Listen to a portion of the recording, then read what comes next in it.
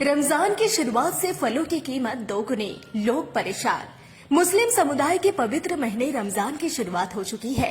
इस महीने में फल विशेष महत्व रखते हैं, लेकिन इस बार फलों की कीमतें लगभग दोगुनी हो गई है, जिससे आम लोगों को परेशानी हो रही है। खुदरा फल विक्रेताओं का कहना है कि हम छोटे फल विक्रेता साहूकारों से फल खरीदते हैं। मैं व्यापारी को जो पैसा देता हूं उसे थोड़ा सा लाभ लेकर सामान बेचता हूं। फलों की कीमतों में इस वृद्धि में हमारा कोई हाथ नहीं है। एक सप्ताह पहले खरीदे गए फलों की कीमत आज दोगुनी हो गई है। হ্যাঁ, ফলের দাম তো হাই দাম। ফলের দাম হাই। কলা 70 টাকা ডজন, আপেল 200 টাকা কেজি বলছে। কি দাম বাড়ার কারণ কি হতে পারে? এই তো রোজা বলে কতটা দাম বেশি বলে অনেক। এখন তো আগে 120 টাকা বলছে, এখন 200 টাকা নিচ্ছে, তাইলে দাম বাড়ালায় অনেক দাম বাড়া।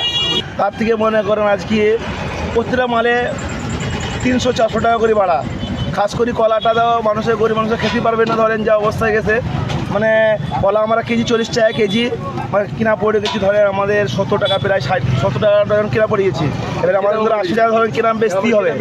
তাহলে মহাজনরা যদি ওরকম দাম বলে, গরিব মানুষরা খাবে কী করে বলেন? তাহলে এতে আর আমার ব্যবসা কী করে হবে? মানে দামটা কবে থেকে বেড়েছে? দামটা ধরেন কাল থেকে দাম বলা দাম বেড়ে গেছে। আপনার রোজা পড়ি দাম বেড়ে গেল। সব ফলের কি দাম বেড়েছে? সব ফলের আপনার প্রত্যেকটা মালের দাম বাড়া। আমরা চড়ে গেছি। আজকে কালকে পেলাম 60 টাকা আপেল, আজকে বেচতে 80 টাকা কেজি আপেল। তাহলে দেখা যাচ্ছে রোজা বলি। হ্যাঁ, রোজা বলি। আচ্ছা, আপনি ফল কিনলেন তাই তো? জি। কি দাম কিরকম বুঝছেন? দাম বেশি আপনার।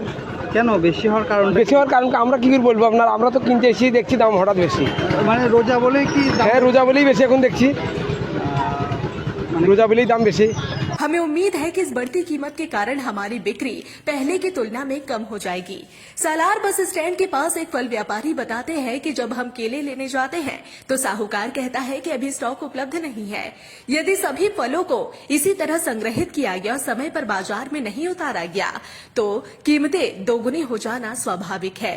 फलों की कीमतों में अचानक वृद्धि से न केवल खरीदार बल्कि खुद खुदरा विक्रेता भी परेशान है। यदि कीमतें जल्द नियंत्रित नहीं हुई तो रमजान के दौरान लोगों को और मुश्किलों का सामना करना पड़ सकता है।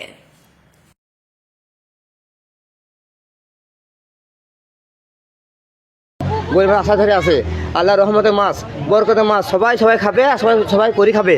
তো সেই জায়গায় সবাই আমরা দেখা গেছে চড়ে গেছি। আমরা সবচেয়ে কষ্ট হচ্ছে গরিবে। দামটা কবে থেকে বেড়েছে? হ্যাঁ, দামটা বেড়েছে 2-7 দিন থেকে।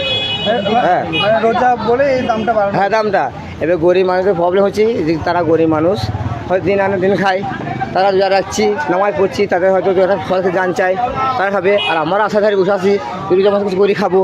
আমরা একটা আশা করেছি রোজা মাসে কিছু বেচবো, কিছু আবার ঋণ ধার আছে মেটাবো। তা সেই জায়গায় ঋণ ধার কি মেটাবো, কিছু ঘুরে বা ঋণ বেড়ে গেছি। আর আমরা কোথাও পয়সা পাবো? রোজা মাল দামি মাল কিনবো, দোকান লাগাবো, আর দোকান সব বড় দোকান, আমাদের ক্ষমতা নাই। হ্যালো।